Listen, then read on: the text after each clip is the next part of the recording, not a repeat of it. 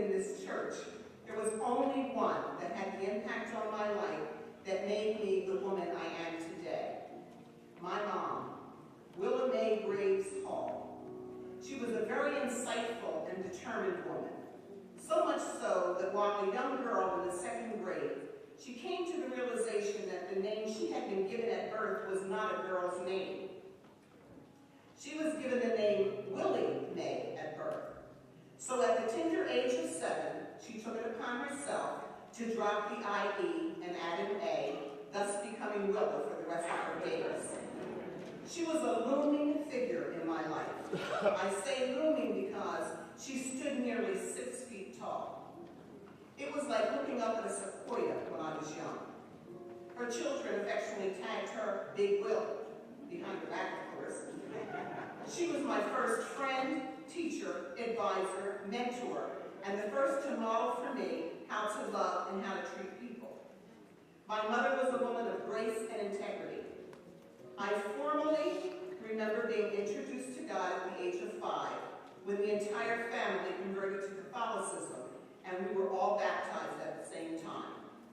We were avid churchgoers, even if she wasn't. This was due to her not always having a coat to wear, as she had 6 kids to clothe.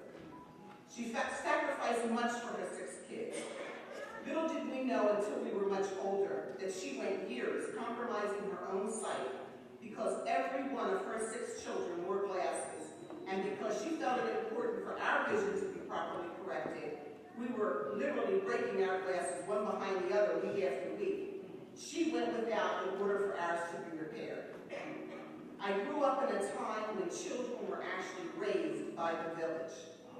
The neighbors, not just on my block, but many streets over, had my mom's permission to correct my actions and keep me in line. And she always knew by the time I got home that I had to have been spoken to by a neighbor. Not a good thing. She knew so much about what was going on in my day-to-day life that I actually looked for the eyes she said she had in the back of her head when I found her sleeping. As she used to tell me, it was her business to be all up in my business, and she did it well. We couldn't even mutter under our breath at her because she was so light on her feet that when you finished, you looked up and there she was standing in your face, hadn't heard every word. She was the disciplinarian in our household because, as she put it, our dad was way too soft for the job.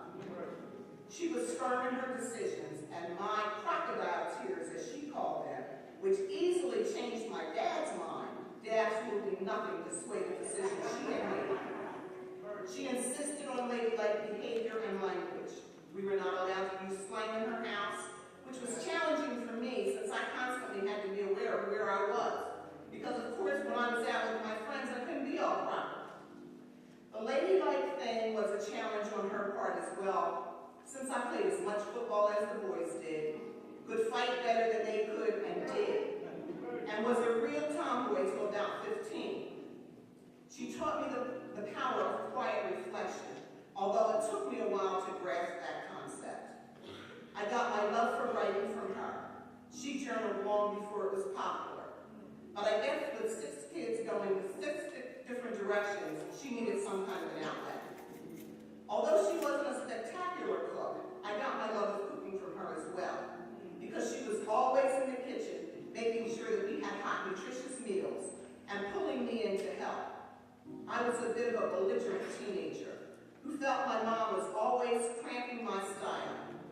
However, I'm glad I got to appreciate her for the woman she was and realized I was the woman I had become because of her before she left this earth.